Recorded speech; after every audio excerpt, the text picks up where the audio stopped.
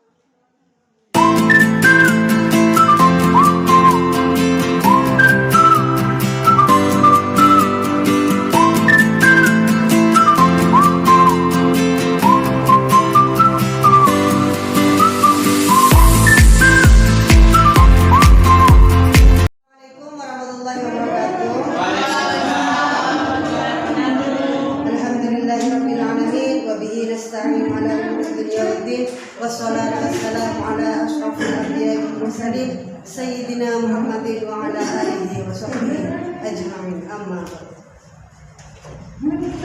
pertama-tama marilah kita panjatkan kehadirat Allah Subhanahu wa taala yang mana beliau telah memberikan kita nikmat sehat dan bisa berkumpul dalam rangka diseminasi budaya positif. Salawat beserta salam semoga tetap tercurahkan kepada junjungan kita yakni Nabi besar Muhammad sallallahu alaihi wasallam. Semoga kita semua selalu berada dalam syafaatnya. Amin. Saya sebagai moderator akan menyampaikan kegiatan pada hari ini. Acaranya yang pertama yaitu pembukaan. Acara yang kedua yaitu acara inti di mana diseminasi budaya positif yang akan dibawakan oleh pemateri Titik Khairah SPI GR MPD CGP Angkatan 8 dari SMK Negeri 110 Bangkalan Madura. Acara yang terakhir yaitu penutup strip doa. Untuk acara yang pertama yaitu pembukaan yang akan dibawakan oleh Bapak Hasib SPD, kepadanya kami dipersilakan.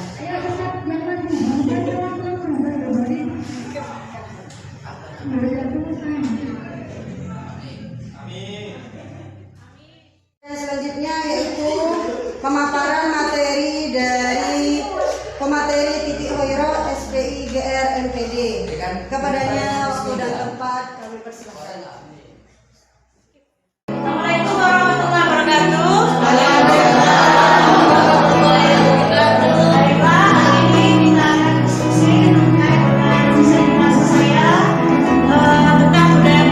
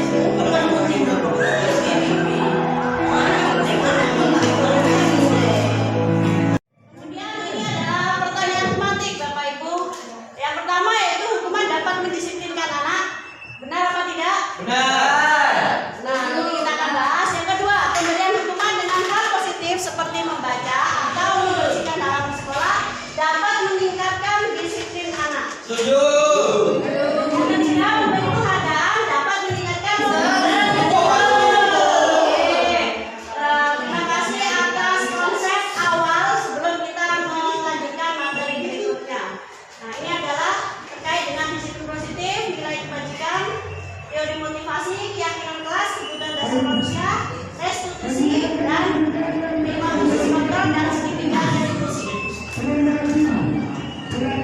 Disiplin positif, nilai-nilai kebajikan universal. Ini ada sebuah paradigma, ya. Misalkan di sini matriks itu lagi matriks si A, kemudian ada si B adalah Pak Hasim. Ya, di situ merobek sebuah kertas, kemudian dituliskan di tangan, ya. Di teman A, Pak Hasim ini mencoba untuk membuka, ada kasih di tangannya Pak Tris itu. Apakah Pak Tris itu mau membuka tangannya dan menunjukkan apa yang ada dalam genggamannya? Ya. Kita bisa memaksa dengan paksaan, bisa dengan merayu, atau bisa juga dengan menggelitik, ya, biar nanti dia mau membuka telapak tangannya dengan berbagai cara.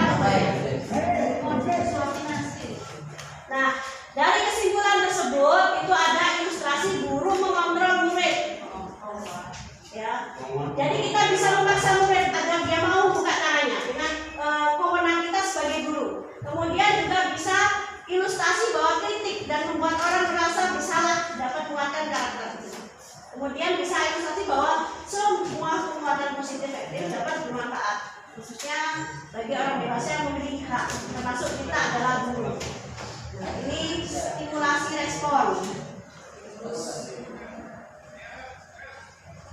Kontrol. Ya, kontrol ya, jangan salah bacanya. Nantinya bisa menjadi sebuah keyakinan. Seperti itu adalah teori motivasi. Motivasi itu ada 3, dari menghindari hukuman, bisa mendapatkan reward, kemudian bisa menghargai diri sendiri. Kemudian yang berikutnya yaitu kemudian berpikir, bisa menang, kolaborasi, konsensus, menciptakan pilihan baru. Ini ada 5 posisi kontrol. Ya, guru bisa sebagai guru hukum, atau bisa juga membuat rasa bersalah. Bisa jadi guru sebagai teman atau pemantau. Bisa yang terakhir, posisi yang paling bagus adalah manajer. Ya. Seperti halnya mungkin BK sudah sering menangani siswa yang bermasalah, ya. Di sini ada konsep baru terkait dengan penanganan kasus. Itu adalah menggunakan segitiga restitusi. Yang pertama, menstabilkan identitas. Yang kedua, validasi kebutuhan, menanyakan keyakinan. Yang ketiga adalah menanyakan keyakinan. Nah, ini adalah realitas kebutuhan kita berbeda-beda, ya. Setiap orang memiliki gambaran berbeda-beda. 5 kebutuhan pokok atau kebutuhan dasar manusia. Yang pertama adalah bertahan hidup. Yang kedua, karena penguasaan. Yang ketiga, karena perlunya rasa kasih sayang. Dan yang ketiga, karena yang keempat, pengen diterima atau senang. Dan yang kelima adalah kebebasan. Ingin bebas. Ya. Kita masuk ke materi ini terkait dengan disiplin. Disiplin di sini artinya belajar, makna dari kata ini berkonotasi dengan disiplin diri. Kemudian disiplin ini membuat orang menggali potensinya. Namun budaya di kita, maka disiplin itu berubah menjadi sesuatu yang dilakukan seorang pada orang lain untuk mendapatkan kepatuhan. Kecenderungan umum untuk menghubungkan kata disiplin dengan ketidaknyamanan, bukan dengan apa yang kita hargai atau pencapaian suatu tujuan mulia. Nah, ini adalah nilai-nilai kebajikan universal. Yang terakhir itu adalah nilai terkait dengan profil pelajar Pancasila. Ada 5. Ini teori eksplorasi konsep, motivasi hukuman, dan penghargaan restitusi. Ya, tadi ini itu adalah motivasi eksternal untuk menghindari ketidaknyamanan, mendapatkan imbalan, kemudian untuk menghargai diri itu adalah internal. Jadi pemerintah diri sendiri. Oke, lanjut. Nah, dihukum oleh penghargaan. Ini ada konsep menurut Alfikon 93 bahwa penghargaan berlaku sama dengan hukuman. Ini nanti Bapak Ibu setuju apa enggak? Artinya meminta atau membujuk seseorang untuk melakukan sesuatu, untuk memenuhi suatu tujuan tertentu dari orang yang meminta atau membujuk, dorongan eksternal, dan akan ada faktor ketergantungan. Jadi kalau tidak ada penghargaan, ya maksudnya tidak akan melakukan tadi itu. Jadi mereka baru melakukan sesuatu karena ada suatu rujukan, bisa jadi karena suatu penghargaan atau reward. Nah di sini konsepnya pengaruh jangka pendek itu oke-oke saja, penghargaan hukum itu, tapi pengaruhnya terhadap jangka panjang di sini konsepnya tidak bagus karena rasa ketergantungan dan terhukum oleh penghargaan. Nah ini penghargaan, dihukum oleh penghargaan bisa menurunkan kualitas, mematikan kreativitas, dan penghargaan mengurangi motivasi intrinsik.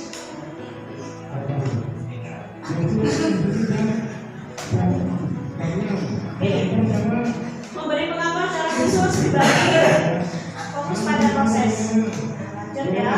Kemarin saya perhatikan ini adalah contoh pengakuan. Ketika mungkin bapak ibu guru ya menangani siswa yang pertama masuk. Atau ini di sini situasinya pada saat menolong murid baru di kelas kita. Kemarin saya perhatikan itu kata-kata pembukanya. Itu ada intinya nilai kebajikan, rasa empati. Kemudian ada kepedulian dan kemudian juga ada rasa tanggung jawab. Ketika ada kertas atau sampah. Nah ini restitusi itu apa?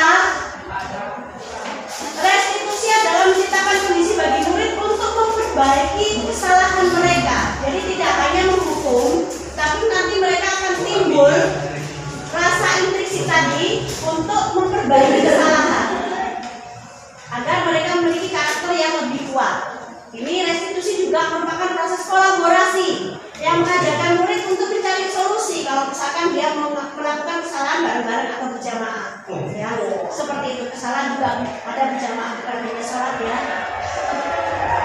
Itu kalau menurut dosen 2004.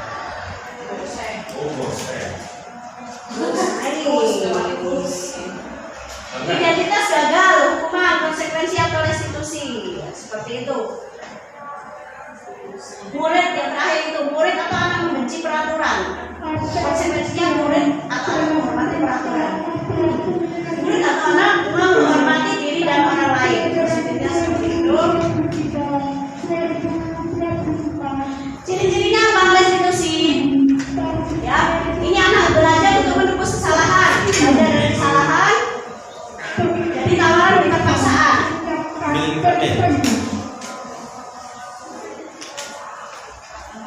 Ini restitusi mengembalikan murid yang berbuat salah pada kelompoknya.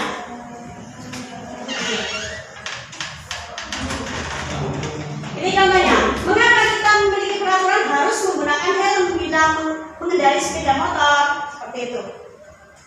Ini adalah sebuah peraturan ya, yang kita pertanyakan atau keyakinan kita. Mengapa sih kita memiliki peraturan 3M, menggunakan masker, mencuci tangan, menjaga jarak, kemudian ada lagi peraturan harus datang tepat waktu pada saat mengikuti atau pada saat mengikuti pelajaran, seperti itu.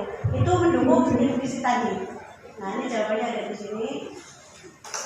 Di sini ada budaya positif, peraturan kelas dulu, kemudian dari peraturan akan turun menjadi keyakinan kelas. Keyakinan kelas yang sudah disepakati oleh siswa nanti akan menjadi lingkungan positif, dan kalau itu sudah keseluruhan nanti diharapkan menjadi budaya positif di sekolah tersebut. Karena mulai dari lingkup yang lebih kecil. Jadi peraturan ini kita buat bersama, kemudian kita sepakati, kita buat keyakinan kelas. Misalkan ketika kita tidak menggunakan helm berarti kita melanggar peraturan, atau fungsi menggunakan helm untuk menjaga keselamatan.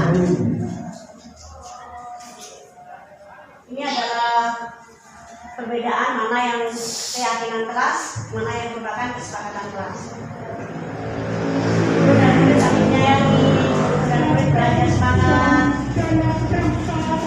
Ini adalah kegiatan keyakinan kelas ya. Ini termasuk keyakinan pendalaman keyakinan kelas. Ini adalah peraturan dan keyakinan kelas. Misalkan di sini selalu kembalikan buku di tempatnya, itu termasuk keyakinan kelas apa? Nilai kebajikannya apa? Dilarang mengganggu orang lain, hadir di sekolah 15 menit sebelum pelajaran, dilarang menggunakan kekerasan, dilarang menggunakan narkoba, bergantian dan menunggu giliran, menggunakan masker, dan berdiri di kelas atau koridor. Ini adalah keyakinan kelasnya. Kalau harus peraturannya mengembalikan buku di tempatnya, itu keyakinan yang di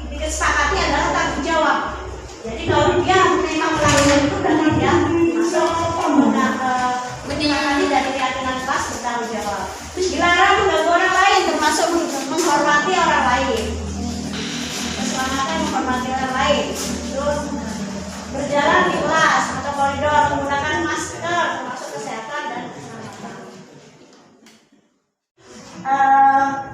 Tindakan guru ini 100 kali di dalam buku kalimat. Saya tidak akan terlambat lagi karena terlambat ke sekolah. Itu dicatat. Itu termasuk hukuman atau konsekuensi? Oh, hukuman itu. Kasih anak-anak. Ya, hukuman ya. Saya tidak akan terlambat lagi. Tapi kalau Mencatat. itu tidak apa. Dia hukumannya mencatat 100 kali di dalam buku kalimat. Hukuman ya. Kemudian lari mengelilingi lapangan basket 2 kali. Hukuman. Oh, enggak. Kalau cuma 2 kali. Diminta push up 15 kali karena tidak menggunakan masker. Mengganti kertas tugas teman yang dicoret-coret. Konsekuensinya itu. Konsekuensi ya, karena dia sudah mengganggu. Membersihkan tumpahan air di meja. Konsek. Murid disuruh untuk tidak mengenakan sepatu seharian di sekolah karena tidak mengenakan sepatu hitam. BK ini biasanya. Oh, ini biasanya saya di nomor terakhir. BK itu. Lari mengelilingi lapangan basket karena terlambat 10 menit. Hukuman atau konsekuensi? Oh, konsekuensi bukan hukuman. Hukuman. Ya, jadi ini adalah jawabannya benar tadi. Yang termasuk mengganti kertas tadi jawabannya benar, konsekuensi. Membersihkan tumpahan itu adalah resiko dari yang sudah dilakukan. Dia bertanggung jawab. Jangan ngatur begitu. Positif terhadap dirinya. Menstabilkan identitas ya, terkait dengan segitiga restitusi ada 3 tadi. Pertama, menstabilkan identitas. Kita yang dulu permasalahannya. Dan kita berada di posisi siswa. Berbuat salah itu tidak apa-apa. Wajar manusia itu berbuat salah. Akan tetapi harus ada lanjutannya. Jadi jangan berhenti berbuat salah apa-apa. Nanti anak-anak terus berbuat salah. Kemudian kita melakukan validasi kebutuhan. Ya. Kemudian selanjutnya menanyakan keyakinan. Nah, kalau ini memastikan ke anak, apa nilai yang kita percaya di kelas atau sekolah kita? Kalau kita sudah mempunyai keyakinan kelas, maka dari itu di awal kita harus mempunyai peraturan kelas dulu. Peraturan kelas kita sepakati menjadi sebuah keyakinan kelas. Nah, dari keyakinan kalau mereka berbuat kesalahan dari peraturan tadi yang sudah diyakini bersama, nanti kita bisa menanyakan langsung kita sebagai manajer. Nilai apa yang kita percaya di kelas sekolah kita? Nilai mana yang sudah kamu langgar? Nah, apa solusinya kalau kamu sudah berbuat seperti itu? Jadi anak ya ditarik dulu ke dalam, kemudian diminta untuk mencari solusinya. Sebenarnya kelas kayak dia atau kamu ingin menjadi anak seperti apa sih? Gambarannya kamu ingin jadi seperti apa yang kamu harapkan? Atau memang ingin menjadi anak yang gagal seperti itu, atau ingin menjadi anak yang berhasil? Kita tanyakan. Jadi kita main perasaan.